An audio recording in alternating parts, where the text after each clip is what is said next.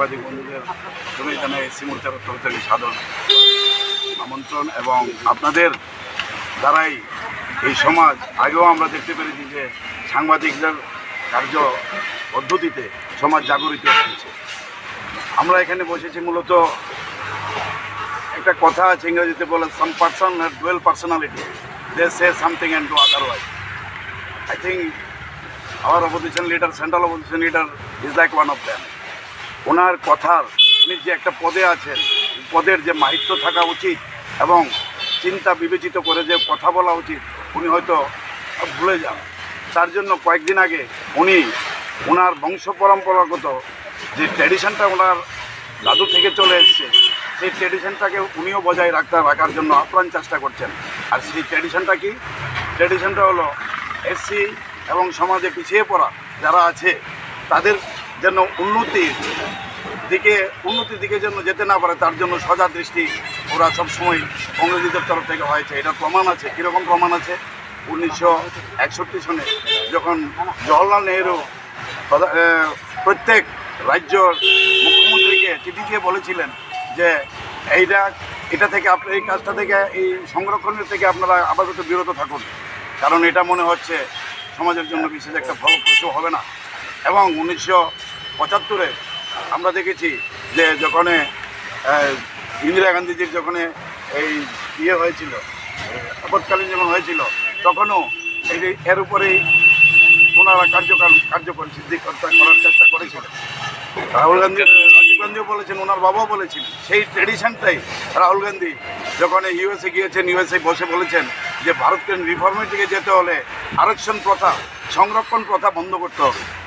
এরই প্রতিবাদে সারা ভারতবর্ষের কার্য, যে আমাদের এসসি মোর্চারা যে কার্য নিয়েছে, সেই কার্যেরই অঙ্গস্বরূপ ত্রিপুরাতে আজকে এই ধর্ণা প্রদর্শন।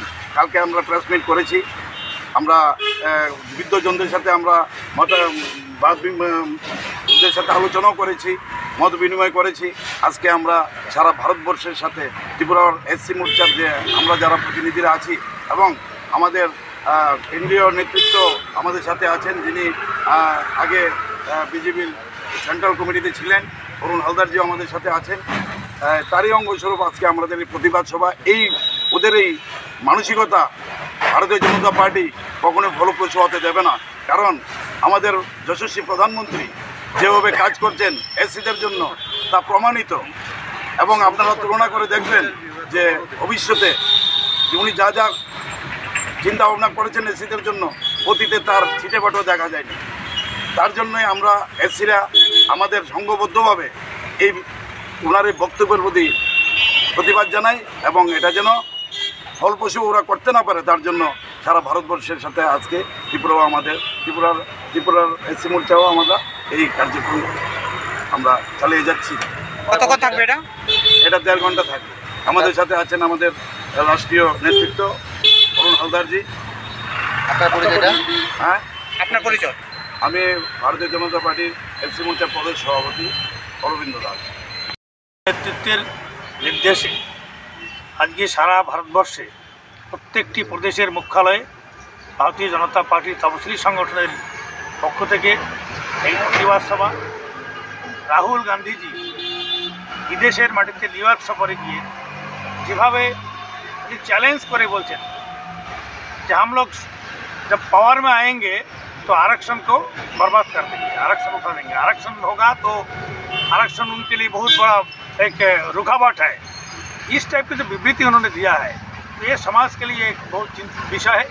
और इस विषय पर माननीय प्रधानमंत्री जी ने चिंता किया, निर्णय किया है कि हमारे समाज को, लोगों को जागरूक करना चाहिए। और इसी कारण से हम लोग रास्ता में बैठ के उनका जो वक्तव्य है, वक्तव्य की विरोधिता करने के लिए आज ये धरना प्रदर्शन चला रहे हैं। Subscribe to Tripura Info and press the bell icon so that you never miss any latest updates and news on Tripura.